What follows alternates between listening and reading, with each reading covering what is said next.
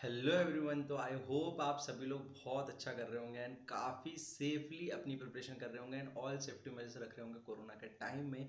तो अपनी बात अब यार आज की चालू करते हैं। तो ये सीरीज जैसे कि मैंने आपके लिए माइंड मैप सीरीज लाई है यार, काफ़ी बच्चे एक प्रिपरेशन में एक लेवल पहुंच चुके हैं, उनको अब सिर्फ एफिशिएंसी और ऑर्गेनाइजेशन दो ही चीज़ चाहिए एंड एक अच्छी फाइन टॉप नॉच एक तरीके से पॉलिशिंग चाहिए ऑन द प्रिपरेशन। तो ये दोनों सीरीज उसी चीज़ के लिए है। पहली सीरीज हमारी माइंड मैप सीरीज, इसको आपने नहीं देखा हो देख लीजिए, चैनल पे जाके एक बहुत अच्छा माइंड मैप आया है। और कौन कौन से माइंड मैप आपको और चाहिए आप मुझे बता दीजिए जल्दी से कमेंट में, so that I can make more mind map sessions for that. And this is like these top 20 problems are the most important problems what you need to do. अगर ये प्रॉब्लम आप अच्छे से कर लेते हैं तो ये मान लीजिए बेटा नीट वालों में इसके बाहर कुछ भी नहीं आना।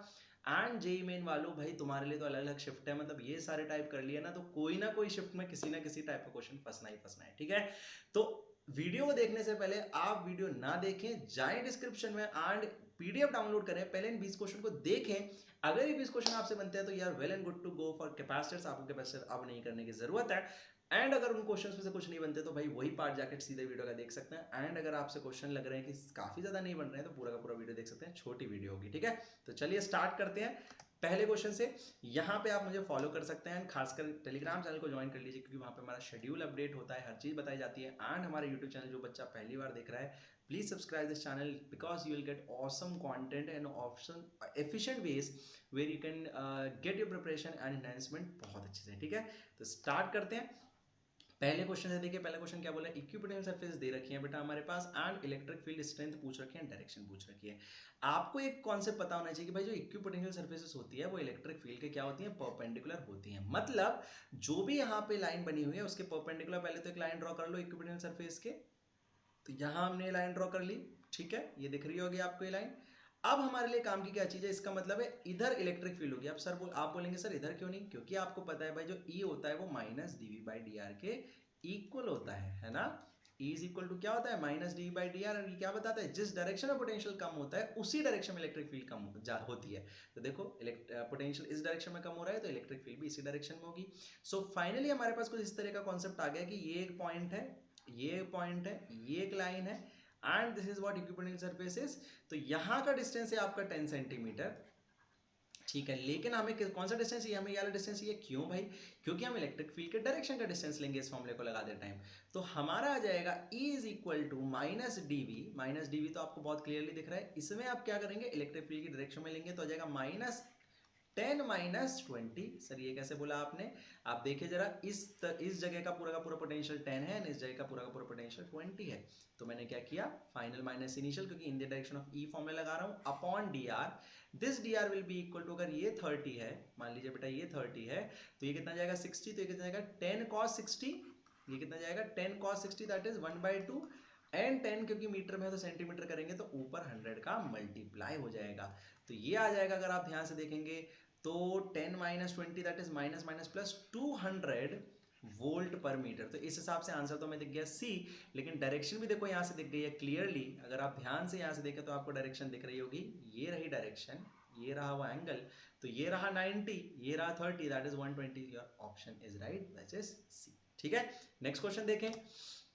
फिर से बोल रहा हूं, आप इस क्वेश्चन को स्किप कर सकते हैं अगर आपको ये आता है, नहीं आता तो देख लीजिए, लेकिन इस क्वेश्चन को आपको जरूर देखना चाहिए क्योंकि मैं इसमें बताऊंगा आपको नोडल मेथड, सुपर मेथड, जो आपके किसी भी क्वेश्चन को, किसी भी सर्किट की प्रॉब्लम को, चाहे वो करंट इलेक्ट्रिसिटी की हो या कैपेसिटर की हो, विद इन 30 सेकंड्स उसकी हर प्रॉब्लम को सॉल्व कर देगी, हर प्रॉब्लम को, not even one but all the problems in an instant एक साथ सॉल्व हो जाएंगी। कैसे करते हैं नोडल मेथड को सॉल्व, देखिए जरा। नोडल मेथड में हम क्या करते हैं बेटा, पहले एक पॉइंट चूज करते हैं। मान लीजिए मैंने ये पॉइंट चूज किया, इसका नाम देते हैं 0, ठीक है। अब क्योंकि ये 0 है और यहाँ पे कंडक्टिंग वायर है तो ये भी आपका 0 हो गया। अच्छा, अगर अब बैटरी पड़ जाती है आपके बीच में और आप बैटरी से नेगेटिव से पॉजिटिव की तरफ जंप कर दें तो उतना ही प्लस कर दीजिए जितना बैटरी में है। तो ये कितना हो गया, 0 + 10 दैट इज 10। यहाँ पे 10 का 10 आ गया क्योंकि कंडक्टिंग वायर है। और यहाँ 0, अब देखिए यहाँ का हमें कोई आइडिया नहीं लग रहा, यहाँ का कोई आइडिया नहीं लग रहा, तो हम क्या करते हैं, किसी भी एक को मान लेते हैं बेटा x। अगर मैंने इसको x माना और मैं लेफ्ट तरफ बैटरी के जंप कर रहा हूँ, मतलब पॉजिटिव साइड जंप कर रहा हूँ, तो मैंने क्या बताया, ऐड कर देना। अगर इसको x मानते थे कितना आता है, x - 20। अब क्या करते हैं, अब हमें पता है किसी भी पॉइंट पे जो नेट चार्ज होता है भाई वो 0 होता है, जितना चार्ज अंदर आता है उतना ही बाहर जाता है। तो मैं कोई भी एक नोड चूज करूंगा, कोई भी एक नोड चूज करूंगा और उस नोड पे सारे के सारे चार्ज इनकमिंग मान लूंगा। क्यों इनकमिंग मान रहे हैं सर आप, क्योंकि बेटा मुझे अभी डायरेक्शन तो पता नहीं, आपको याद होगा किरचॉफ में आप डायरेक्शन तो बाद में सोचते हैं ना, अभी तो आप कॉमन सेंस से जो भी लगता है मान लें। तो मैंने सारे इनकमिंग चार्ज मान लिए और उन सारे चार्ज को जैसे मैं ऐड करूंगा तो उनका सम क्या आ जाना चाहिए, 0 आना चाहिए। इनकमिंग मानने से क्या होता है, आपको डायरेक्शन का दिमाग में लोड नहीं लेना होता। देखिए Q1 कितना होगा, जितना इस वाले कैपेसिटर में होगा C1 में, तो हो जाएगा C1 डेल्टा V, तो ये आ गया C1 डेल्टा V1 प्लस ये आ जाएगा C2 delta V2, C2 delta V2 and plus यहाँ तो आपको बैटरी दिख रही होगी, लेकिन इसी बैटरी में एक ब्रांच, एक कैपेसिटर भी है इस ब्रांच में, तो उसका जाएगा C3 इंटू डेल्टा V3। बात समझ आ रही होगी आई होप आपको। तो ये सारा का सारा सम आना चाहिए 0। अब हमें इसको अगर सॉल्व करें तो देखिए क्या आ जाएगा, ये जाएगा x प्लस 20 इंटू 2 प्लस ये आ जाएगा आपका x इंटू 4 क्योंकि x माइनस 0 है, ठीक है, और ये आ जाएगा आपका x minus 10 into 2 which is equal to 0। ये आ जाएगा आपका 2x plus 40 plus 4x plus 2x minus 20 is equal to 0, that is 6x is equal to minus 20, I guess नहीं 8x is equal to minus 20, that is x is equal to minus 2.5 volt, क्योंकि ये volt है। तो जैसे ये minus 2.5 आया भाई देखो, तो ये आ गया आपका 17.5 एंड ये आ गया आपका 2.5, लेकिन माइनस में है ना। और अब मेरे हिसाब से आप सारे चार्ज निकाल सकते हैं, तो इसका चार्ज कितना जाएगा, 2 इंटू इसका कितना जाएगा 2 इंटू 17.5, दैट इज कितना 17 दूनी 34, दैट इज 34 प्लस 1 35, तो जाएगा 35। आई होप आप देखो कितना कुछ एक सेकंड में निकाल सकते हो। मान लो बोल देता है ये ए पॉइंट है और ये बी पॉइंट है, बताओ इनका पोटेंशियल डिफरेंस कितना, तो एक सेकंड में जाता है। इस पॉइंट और इस पॉइंट का पूछते तो एक सेकंड में जाता है। देखा, इससे काफी सारे क्वेश्चन एक बार में जाते हैं। चलिए नेक्स्ट क्वेश्चन पे चलिए। नेक्स्ट क्वेश्चन एक बहुत अच्छा क्वेश्चन है, लेकिन इसमें हम बहुत अच्छी ट्रिक यूज करेंगे। इस ट्रिक को मैं कहता हूं भाई पोटेंशियल प्लॉटिंग ट्रिक या पोटेंशियल प्लॉटिंग मेथड। इसमें हम क्या करते हैं बेटा, ये सारे के सारे कैपेसिटर हैं, हम उनको सेम पे नाम दे देते हैं जिनके बीच में कंडक्टिंग वायर लगा होता है। तो मान लीजिए मैंने इस पॉइंट को बोला P, तो मुझे पता है ये भी हो जाएगा P, ठीक है, एंड ये तो रहा A। अब देखो यहाँ पे क्या हुआ, ये भी AP के बीच में आ गया, डेल्टा भी सेम, एंड इसका भी AP डेल्टा भी सेम, इन दोनों का डेल्टा भी सेम, मतलब ये दोनों किस में आ गए, ये दोनों आ गए आपके पैरेलल में, दोनों ही A और P के बीच में है। तो ये हो गया इनका A और ये हो गया इनका P। अब इस P से कनेक्टेड है फिर से एक और कैपेसिटर, एंड वो कनेक्टेड है B से, कुछ ऐसा आपका डायग्राम बन गया। तो ये दोनों हो गए बेटा पैरेलल में एंड ये उसके सीरीज में। तो पैरेलल में हो जाता है C equivalent C1 plus C2, तो ये आपका आ गया सीधे सीधे इन दोनों का कितना जाएगा C1 plus C2, that is 2C, और ये C है, इसका जब इक्विवेलेंट निकालेंगे आप तो क्या जाएगा, सीरीज में होता है पैरेलल की तरह, तो जाएगा 2C square upon 3C, that is 2/3C। I hope आपको अलग अलग टाइप के क्वेश्चन करके मजा आ रहा होगा, एंड ये पूरे टाइप अगर आपसे बन जाते हैं बेटा तो मैं आपको 100% गारंटी दे रहा हूँ कि कैपेसिटर का आपका क्वेश्चन डेफिनेटली होगा। एंड जो डिफिकल्ट चैप्टर आपको लगते हैं आप मुझे बता दीजिए, पहले मैं उनकी 20 प्रॉब्लम्स आपको दे दूंगा, सो दैट यार 20-20 करके अगर हमने 30 चैप्टर कर लिया तो 600 प्रॉब्लम तो ये हो जाएंगी। मैंने देखा कि वो लंबे लेक्चर्स करने में क्या हो रहा था कि हमारे प्रॉब्लम और कॉन्सेप्ट दोनों कवर हो रहे थे, लेकिन कॉन्सेप्ट बहुत बच्चों को नहीं चाहिए इस टाइम पे, इसलिए मैंने ये बना दिया separate 20 short top notch problem. देखें किसी भी चीज के लिए आपकी मोर देन इनफ है। चलिए, माइंड मैप नहीं देखा तो जाके देख लीजिए, इलेक्ट्रोस्टैटिक का अपलोड हो गया, और जो और माइंड मैप आपको चाहिए उसके लिए प्लीज कमेंट कर दीजिए, तो मैं वो वाले माइंड मैप पहले बना दूंगा। चलिए, तो अब आपसे बात की जा रही है भाई, एक प्लेट है, कैपेसिटर है, देखिए पढ़ लीजिए आप वीडियो स्टॉप करके। तो सिंपल सी बात है भाई, एक कैपेसिटर की प्लेट है तो उस पर कुछ चार्ज होगा, कितना होगा, मान लीजिए मैं इनिशियल चार्ज कहता हूँ, जब तक उसमें डाइलेक्ट्रिक नहीं डाला, आई होप आपने पढ़ लिया होगा, हो जाएगा C initial into B initial, ठीक है। C इनिशियल कितना है भाई आपका 90 इंटू 20, और ये पिको फैराड में है याद रखना, ठीक है। तो ये जाएगा आपका 1800 पिको फैराड में ही है, अभी मान लेते हैं। Q फाइनल कितना हो जाएगा भाई, C तो K टाइम C हो जाएगा ना, K टाइम C हो गया, तो 5/3 इंटू कितना आ गया आपका 90 इंटू कितना आ गया आपका V, तो V तो आपका 20 ही रहा है ना, तो ये आ गया 1800 इंटू 5/3, या फिर सीधे सीधे इसको कितना लिख लो, देखो ये आ जाएगा 30, ये आ जाएगा 3000 पिको फैराड। बस बेटा इसको माइनस कर दो। अब आपने बोला सर माइनस क्यों, क्योंकि इंड्यूस का मतलब क्या होता है बताओ, बढ़ना या घटना, तो जितना बड़ा या घटा उतना ही तुम्हारा आंसर है। तो देखो 1.2 नैनो कूलम तुम्हारा आंसर आ गया, क्योंकि पीको को जब कैंसिल करोगे आप 0 से तो 10⁻⁹ आ जाएगा, 10⁻12 होता है पीको, याद रखिएगा, ठीक है। अब सोचो जेईई मेन 2018 का क्वेश्चन है यार, इतने बेसिक क्वेश्चन आते हैं, ऑर्गेनाइजेशन और एक ओवरव्यू आपको होगा तो आप जेईई मेन में 25 में से 20 प्लस क्वेश्चन कर सकते हैं बहुत इजीली, एंड आप नीट में बहुत आसानी से 45 में से 38 39 प्लस क्वेश्चन कर सकते हैं बहुत आसानी से, अगर ये ओवरव्यू क्लियर होगा, ये सारे टाइप बनते होंगे तो। चलिए नेक्स्ट क्वेश्चन देखिए। नेक्स्ट क्वेश्चन एक सिंपल क्वेश्चन है, काफी बच्चों का ये बन जाता है, लेकिन फिर भी मेरे को बताना जरूरी है क्योंकि काफी बच्चों का नहीं भी बनता है। तो ये C1 मान लेते हैं, इसको C2 या C3, बहुत सिंपल है, ये दोनों हो गए आपके सीरीज में, एंड ये पूरा उसके साथ हो गया पैरेलल में। तो पहले सीरीज वाला कैलकुलेट कर लेते हैं थोड़ा स्पीड में। तो बेटा C2 की जो वैल्यू है, देखो C2 की वैल्यू वो K एप्सिलॉन अपॉन डी आएगी ना, भरा हुआ है पूरा, तो 2a/2 एप्सिलॉन अपॉन d/2, ठीक है, 2 से 2 कट गया। ऐसे ही C3 कितना आ जाएगा आपका 3a/2 epsilon not upon d/2, ठीक है, फिर 2 से 2 कट गया। अच्छा C1 कितना आ जाएगा 1 इंटू a/2 एप्सिलॉन, इसमें d तो पूरा ही आ जाएगा, ठीक है। तो इन दोनों को पैरेलल सीरीज में पैरेलल की तरह जोड़ना है। पैरेलल की तरह कैसे जोड़ना है, तो ये आ जाएगा, अगर ध्यान से आप देखें तो a एप्सिलॉन बाय d को हम लिख देते हैं, मान लो थोड़ी देर के लिए c, कैपिटल C है ना, इतनी इतनी वैल्यू को हम कैपिटल C लिख देते हैं। तो C2 आ गया 2c, C3 आ गया 3c, एंड C1 आ गया आपका c/2, है ना, c के टर्म में लिख लिया हमने। अब सीरीज को पैरेलल में सॉल्व कर लो, तो पहले इन दोनों का इक्विवेलेंट कितना आ जाएगा, इन दोनों का इक्विवेलेंट आ जाएगा आपका 3 into 2 upon 3 plus 2, that is 6/5c, और इन दोनों का बेटा एडिशन कर दो, आपका सीधे सीधे फाइनल आंसर आ जाएगा। तो सी इक्विवेलेंट फाइनल आ जाएगा आपका 6/5, दैट इज 5 2 10 एंड 5 6 प्लस 11, तो ये जाएगा 6/5 प्लस, तो 1 सीधे सीधे कर लो ना, 1.7 आ गया है ना, 1.7 c आ गया, कितना आ गया 1.7 c, इसको आप ऐड कर लेना, आपका आंसर जाएगा 1.7 a एप्सिलॉन अपॉन d, ठीक है। चलिए अगर मजा आ रहा हो तो लाइक कर दें भाई सेशन को, एंड सब्सक्राइब कर लें चैनल को, आप अगर नए व्यूअर हैं, और अगर पुराने व्यूअर हैं तो भाई इसको शेयर करें एंड एंजॉय करें वीडियो। चलिए ये तो आई गेस हमारा सिमिलर क्वेश्चन आ गया, तो मतलब ये क्वेश्चन इंपॉर्टेंट है इसलिए 2 बार आ गया मेरे सामने से, तो इसको डेफिनेटली प्रिपेयर कर लीजिएगा। वही है इक्विपोटेंशियल वाला, इक्विपोटेंशियल सरफेस से इलेक्ट्रिक फील्ड ड्रॉ करिए परपेंडिकुलर, एंड परपेंडिकुलर डिस्टेंस लेके फॉर्मूला लगा दीजिए E इक्वल टू -d/dr।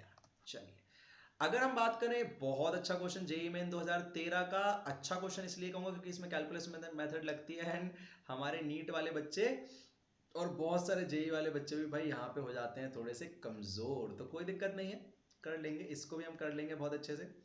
तो यहाँ पे हम देखें यार, तो ये सारी हमारी बात रही, हमने एक DQ मान लिया, आपको पता है इसमें कॉन्सेप्ट क्या होता है भाई, कैलकुलस मेथड है, तो मतलब ज़्यादा दिमाग नहीं लगाना। अब तो एंड प्रिपरेशन पे तो सीधे देखो, DQ मानो उसकी छोटी सी मोटाई मानो dr, एंड वहाँ से डिस्टेंस मान लो आपकी r।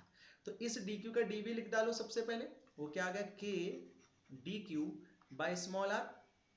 आप क्या करोगे भाई, इसको इंटीग्रेट कर दोगे, तो integration dv is equal to k dq by r। अब a से b की तरफ चले जाओ, तो a एंड से b एंड की तरफ चले जाओ, तो va से vb की तरफ चले गए।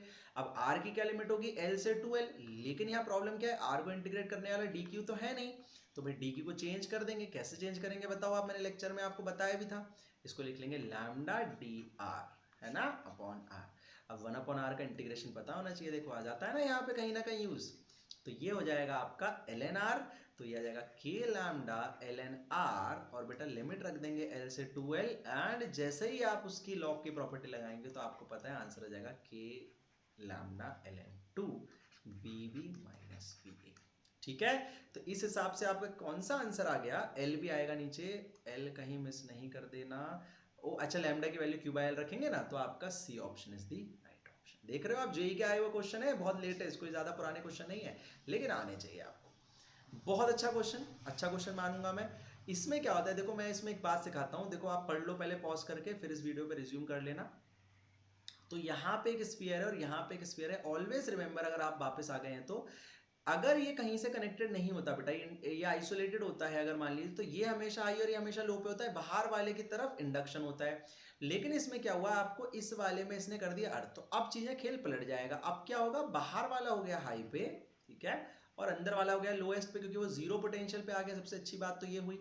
तो हमेशा याद रखें, जब भी कोई चीज जीरो पोटेंशियल पे आती है तो बेटा उसका पोटेंशियल जीरो होता है, ना कि उसका चार्ज। तो चार्ज जीरो नहीं होता, क्योंकि भाई ऐसे सोच के देखो ना, इसका कुछ इंडक्शन हुआ होगा इस पे और कुछ चार्ज ने इसे बैलेंस किया होगा। अब आप बोलेंगे नहीं सर सारा चार्ज बैलेंस कर दिया होगा, नहीं ऐसा थोड़ी है।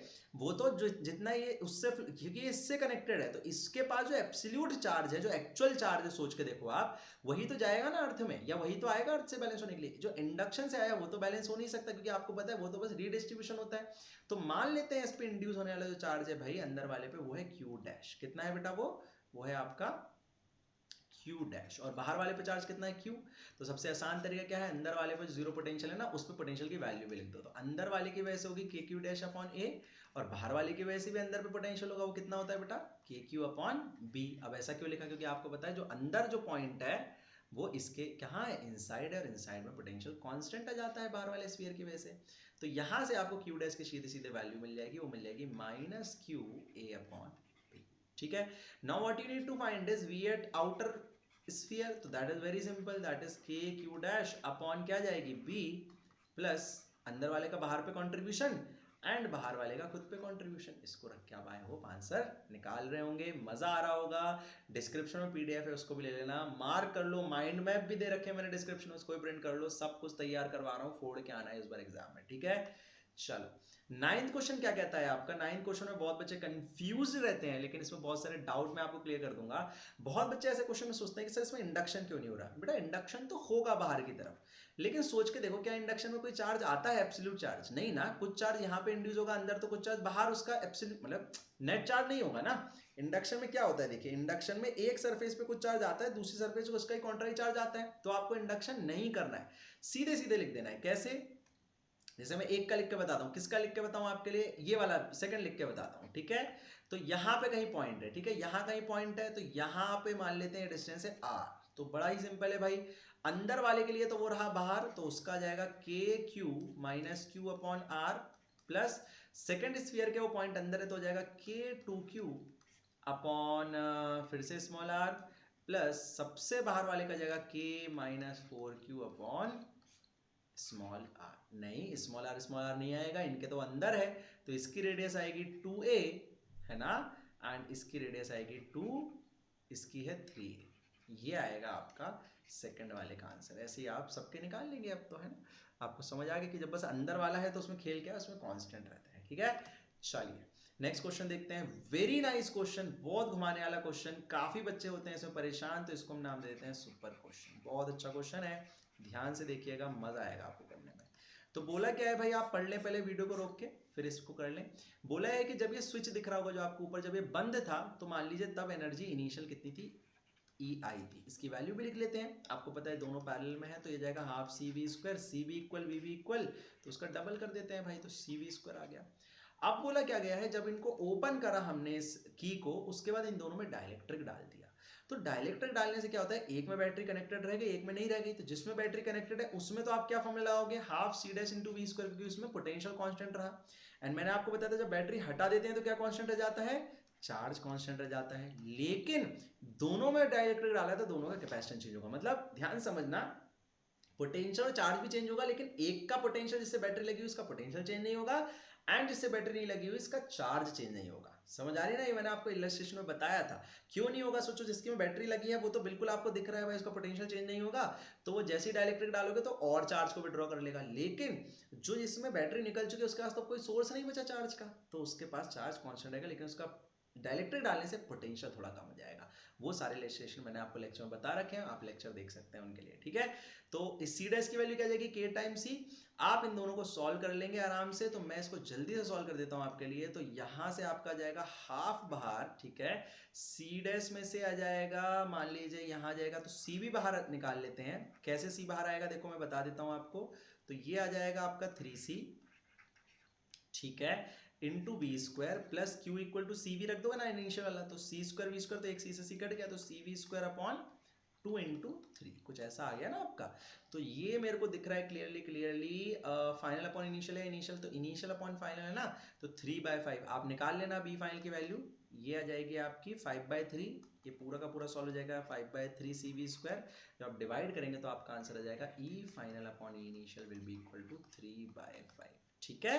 मजा आ रहा है ना क्वेश्चन देखने में, सारे टाइप करने में? आई होप आपको मजा आ रहा हो एंड लाइक कर रहे हो आप सेशन को, एंड दूसरे बच्चों की भी हेल्प कर रहे हो। एंड हमारा कोई नया सब्सक्राइबर है तो वो प्लीज़ सब्सक्राइब कर ले चैनल को, अच्छे से आपको बहुत अच्छा कंटेंट यहाँ पे मिल रहा है, डिसिप्लिन, बकवास बातें नहीं हो रही हैं, पढ़ाई पे फोकस किया जा रहा है, एंड इस पर फोकस करने की लंबे टाइम में, आज नहीं तो कल तो एग्जाम होगा ना, तो एग्जाम देने के लिए दिमाग लगाओ, एग्जाम को पोस्टपोन करने में ज़्यादा दिमाग मत लगाओ, पोस्टपोन होना होगा लॉजिकली तो हो जाएगा। और अगर आपको लग रहा है माफियाज काम कर रहे हैं तो आप उनका कुछ नहीं कर सकते, आज तक भी उनका 10 15 20 साल में हम कितना बोलते हैं political parties, are they independent to this mafias? No. So you can not do anything. What you really think is हम जेएनयू वाले कोई भी इतने प्रोटेस्ट हमने किए, I did a protest when I was in IIT against CC pattern, क्या हुआ क्या कुछ? उसका कुछ नहीं हुआ बेटा। आप लोग तो अपने घर से प्रोटेस्ट कर रहे हैं, हम लोगों ने तो कैंडल मार्च की थी, हम लोगों ने तो बिल्कुल रोड पे आके प्रोटेस्ट किया था, but nothing happened. So if it happens it is very good, if it does not happen then you need to be prepared for your exam, so be prepared for your exam, ठीक है? चलो अब बात करते हैं, पढ़ लो भाई इसको, आप पॉज कर लें एंड पढ़ लें। बहुत सिंपल क्वेश्चन है, work done equal to change in potential energy होता है, मैंने बहुत बार आपको बताया है। एक्सटर्नल वर्क की बात कर रहा हूँ, याद रखना। इक्वी अगर और ये कंजर्वेटिव वर्क होता मतलब इलेक्ट्रोस्टैटिक वर्क होता तो माइनस आता है यहाँ पे, है ना? तो अभी change in potential energy direct होता है वो वर्क इक्वल, ठीक है? तो जाएगा माइनस, अब you final minus you initial, sorry you final minus you initial. अब आपको याद होना चाहिए भाई यू फाइनल की वैल्यू क्या होती है, तो यू फाइनल की वैल्यू होती है माइनस पी डॉट ई। क्या होती है? माइनस पी डॉट ई, और ये जाएगा माइनस पी डॉट ई, है ना? अब इसमें सारा खेल किसका, एंगल का है, तो इनिशियल एंगल 0 मान लेंगे नहीं दिया है तो, और फाइनल एंगल 180 मान लेंगे, तो ये कॉस 180 का जाएगा माइनस माइनस प्लस, तो ये हो जाएगा प्लस पी ई। कॉस 180 को माइनस 1 किया तो माइनस माइनस प्लस हो गया, और ये माइनस माइनस वैसे ही प्लस हो गया पी, क्योंकि कॉस 0 1 है, तो आंसर आ गया 2 पी ई। अब पी और ई की वैल्यू तो आप रख लोगे, पी की वैल्यू क्या रखोगे? बोलना सर 2 इन क्यू इंटू 2 ए, नहीं भाई सीधे क्यू इंटू डिस्टेंस, है ना? 2a डिस्टेंस होती है, यहाँ सीधे डिस्टेंस दी है, एंड e की वैल्यू भी आपको सीधे दी है ना? दोनों को आप रख लेंगे, आपका आंसर कैलकुलेट होके आ जाएगा। मेरा काम है आपको रास्ता दिखाना, मंजिल तक आपको खुद ही पहुंचना होगा। चलिए, बहुत अच्छा क्वेश्चन।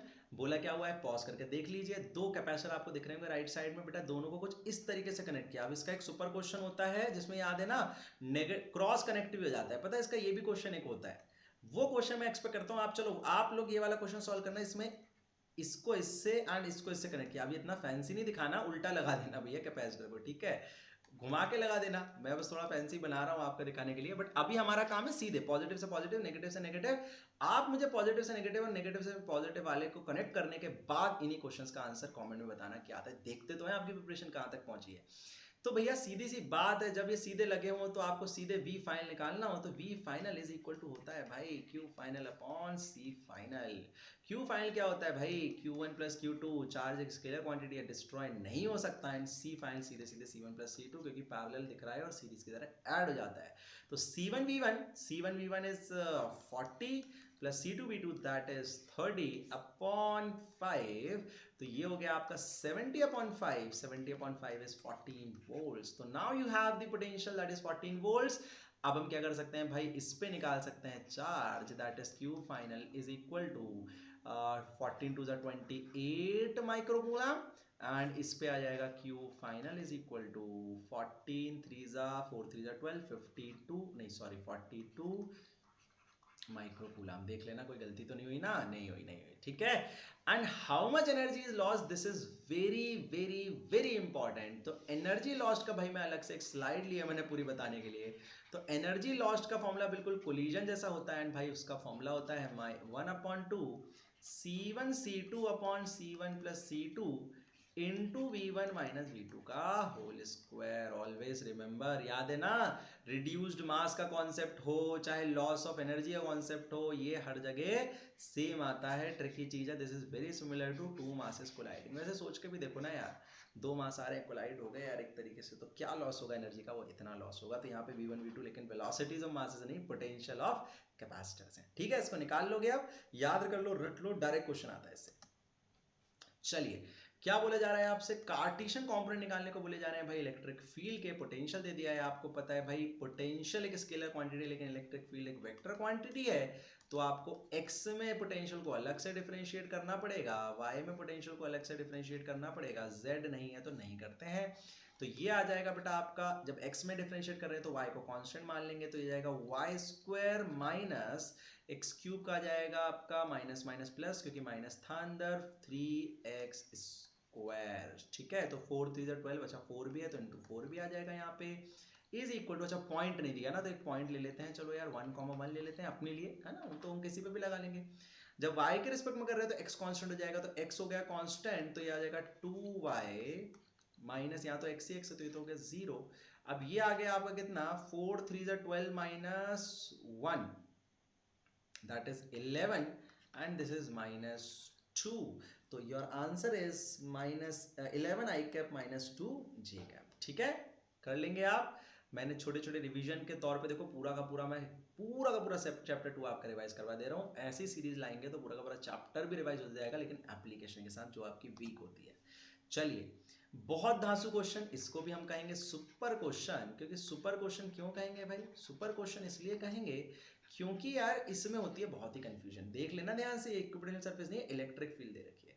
ट्रिक वही यूज होगी कि आपको पता है भाई कि इलेक्ट्रिक फील्ड के जस्ट परपेंडिकुलर होती है क्या, इक्विपोटेंशियल सरफेस। तो एक इक्विपोटेंशियल सरफेस यहां ड्रॉ कर दो, पी से पास होने वाली, एंड एक इक्विपोटेंशियल सरफेस यहां ड्रॉ कर दो, ठीक है, क्यू से पास, आर से पास होने वाली, हो गई ना दोनों इक्विपोटेंशियल।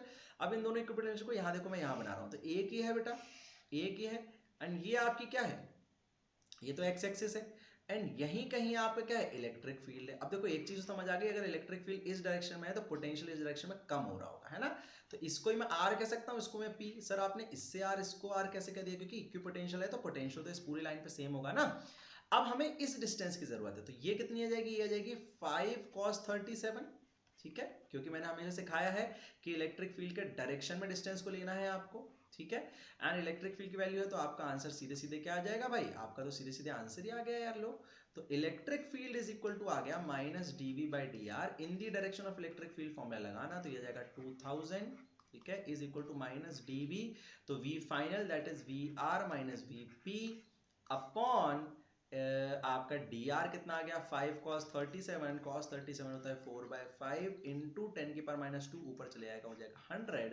ये 2 जीरोस इसके यहाँ से कट गए, ये 5 से 5 कट गया, 4 2 8 आ गया, तो आपका V R sorry V P minus V R आ गया माइनस 80 वोल्ट्स। कितना आ गया, sorry V R minus V P आपका कितना आ गया, माइनस 80 वोल्ट, या वीपी माइनस वी आर आ गया आपका, वीपी माइनस वी आर आ गया आपका 80 वोल्ट। अब इसमें वीपी की वैल्यू दे रखी है आपको कितनी, तो वी आर की वैल्यू, अच्छा वी आर की वैल्यू दे रखी है तो वीपी की वैल्यू आ गई भैया 580 वोल्ट, और ऐसे करके आप वी आर की वैल्यू दे ही रखी थी, है ना, 500 वोल्ट। ठीक है, आंसर आ गया ना। चलो नेक्स्ट क्वेश्चन करें, मजा आया होगा, आई होप पूरे टाइप समझ आ रहे होंगे, और अगर सब कुछ आपसे अब बन पा रहा है तो आप 110% प्रिपेयर हैं अपने नीट में फोड़ने के लिए। इस बार मैंने आपसे एक्सपेक्टेशन रखी थी 150 प्लस, मुझे 10 बच्चों के लगवाने हैं, लेकिन वो सारे के सारे बच्चे यहाँ वहाँ एक तरीके से थोड़े से भटक गए थे रास्ते से। लेकिन अब हम मेहनत करके इस पूरे YouTube के बैच से, मतलब YouTube पर जो चीज़ें मैं चला रहा हूँ डेडिकेटली, उससे भाई मुझे 130 प्लस कम से कम 10 बच्चों से चाहिए ही चाहिए। ठीक है, और 130 प्लस 10 बच्चों से चाहिए होगा तो मेरी एक तरीके से हमारी कहें तो हिस्ट्री क्रिएट होगी कि चलो यार हमने फोड़ा। एंड जेई में मेरे को कम से कम 10 बच्चों से चाहिए भाई कि आपका जो एक तरीके से 100 मार्क का पेपर है उसमें आप 70 प्लस फोड़े ही फोड़े, और फोड़ेंगे अगर डेडिकेटली इसको फॉलो करेंगे तो। ठीक है, चलो नेक्स्ट क्वेश्चन देखते हैं। इलेक्ट्रिक फील्ड दिया, पॉज करके क्वेश्चन पढ़ लो पहले ध्यान से। इलेक्ट्रिक फील्ड दिया ए अपॉन एक्स क्यूब, आपसे पूछा है पोटेंशियल का एक्सप्रेशन लिख दें, तो बहुत सिंपल है भाई, delta V is equal to क्या होता है, minus E dot D R का इंटीग्रेशन। तो इंटीग्रेशन डी आर की जगह डी एक्स लिख लेना भाई लोगों। तो ए अपॉन यह जाएगा माइनस माइनस हो जाएगा प्लस, और यह जाएगा 2 अपॉन एक्स स्क्वायर, कुछ इस तरीका जाएगा ना, -3 + 1 अपॉन -3 + 1। जी हाँ, एंड इसको आप कुछ पॉइंट आर से, किसी पॉइंट आर से इन्फिनिटी तक इंटीग्रेट करेंगे तो आपका कुछ ऐसा सा आंसर आ जाएगा। ठीक है, माइनस में आंसर आएगा ऑल दो, तो कोई दिक्कत नहीं है, वो आपने देखना होगा कि किसने किसको कहाँ लिया हो। तो इसको वी इन्फिनिटी लिया है और उसको वीपी लिया है मान लो, तो वो अपने आप कैंसिल हो जाएगा। वीपी आपका जाएगा a अपॉन 2x स्क्वायर, कितना आ जाएगा, a अपॉन 2x स्क्वायर। ठीक है, चलो नेक्स्ट क्वेश्चन देखते हैं। नेक्स्ट क्वेश्चन एक बहुत अच्छा क्वेश्चन है, वेरी इंपॉर्टेंट क्वेश्चन। क्यों इंपॉर्टेंट है? क्योंकि इसमें आपसे वर्क निकालने को बोल दिया गया है। ऑलवेज रिमेंबर एक्सटर्नल वर्क जो होता है बेटा, एक्सटर्नल वर्क जो होता है वो माइनस ऑफ इलेक्ट्रोस्टैटिक वर्क होता है, ऑलवेज रिमेंबर, ठीक है। और इलेक्ट्रोस्टैटिक वर्क जो होता है वो होता है फोर्स डॉट डी आर, ठीक है। और इलेक्ट्रोस्टैटिक फोर्स की वैल्यू होती है Q into E dot D are. अब इसमें खेल क्या है, मैं पूरा क्वेश्चन सॉल्व नहीं करूंगा, आपको बता दूंगा, आप बहुत आराम से कर लेंगे। जब आप O से P जा रहे हो तो बड़ा सिंपल है, dr की वैल्यू रख लेना। जब आप O से P जा रहे हो बेटा, O से P जा रहे हो तो dr की वैल्यू रख लेना dxi कैप, ठीक है। जब आप, मैं यहाँ पे लिख देता हूँ चलो आपके लिए, O से P के लिए आप dr की वैल्यू क्या लिख लेंगे, dxi कैप। P से Q के लिए dr की वैल्यू क्या लिख लोगे, देखो y डायरेक्शन में जा रहे हो ना तो dy j कैप। लेकिन Q से O के लिए बहुत इंटरेस्टिंग होगा भाई, dxi cap plus dy j cap. अब एक्चुअली में क्या ये ट्रू है? नहीं, इधर आएगा minus D X I cap plus minus D Y J cap. ऐसा क्यों बोला सर आपने? देखो आप ध्यान से, यहाँ पे ध्यान से देखना। अगर आप इस वेक्टर को देखो तो इस वेक्टर को अगर मैं तोड़ूं तो पहले तो ये समझ आ ही गया होगा, ये 45 डिग्री है क्योंकि ये 1,1 वाली लाइन है ना, x इक्वल टू वाई। तो यहाँ पे टूटेंगे ना बेटा इसके वेक्टर, तो ये क्या है माइनस वाई, ये है माइनस एक्स। अब ये सारा खेल आप लगा देना, सब इसमें डॉट प्रोडक्ट करते जाना। अब देखो इसमें जब सिर्फ एक ओपी वाला करोगे तो सिर्फ आई वाला कॉम्पोनेंट बचेगा, जब पी क्यू वाला करोगे तो जे वाला कॉम्पोनेंट बचेगा, एंड थर्ड वाला करोगे तो थोड़ा अच्छे से इंटीग्रेट करना पड़ेगा। आंसर निकाले कमेंट में बताना, मैं आपको बताऊंगा आंसर सही है कि नहीं। और डिस्क्रिप्शन में इसकी पूरी पीडीएफ दी है तो उसको भी अच्छे से देख लेना, ठीक है। चलिए स्टार्ट करते हैं नेक्स्ट क्वेश्चन। चलिए तो नेक्स्ट क्वेश्चन की बात अगर हम करें, नेक्स्ट क्वेश्चन की अगर हम बात करें तो कुछ ऐसा क्वेश्चन है, तीन हमारे पास स्फीयर्स हैं, बीच वाले पे निकालना है पोटेंशियल। तो बहुत सिंपल है, बीच वाले पे अंदर वाले का कंट्रीब्यूशन होगा, खुद का कंट्रीब्यूशन होगा, एंड बाहर वाले का कंट्रीब्यूशन होगा। अंदर वाला क्या देगा कंट्रीब्यूशन, वो देगा के क्यू वन अपॉन जो उसकी डिस्टेंस है लेट से वो बी है, प्लस ये देगा के क्यू टू अपॉन खुद की कंट्रीब्यूशन बी, एंड ये देगा के क्यू थ्री अपॉन ये देगा सी, क्योंकि इसके तो अंदर है ना। अब Q1 की वैल्यू आप रख देंगे सिग्मा इंटू ए की वैल्यू रख देंगे 4 पाई इंटू ए square upon B, plus K into minus sigma, है ना, सिग्मा इंटू एरिया होती है ना चार्ज की value, minus sigma into 4 pi B square upon B, plus K into sigma 4 pi C square upon C. चलिए जी बहुत अच्छी बात है, आप इसको सॉल्व करना। क्लियरली मुझे दिख रहा है यहाँ से आंसर जो आ जाएगा वो आ जाएगा ऑप्शन नंबर सी। आप इसको सॉल्व करना, आपको इसका आंसर मिल जाएगा। के की वैल्यू 1/4 रख देना, 4 पाई से 4 पाई कैंसिल हो जाएगा और आपका आंसर आ जाएगा सिग्मा बाय एप्सिलॉन को कॉमन लेके, ठीक है।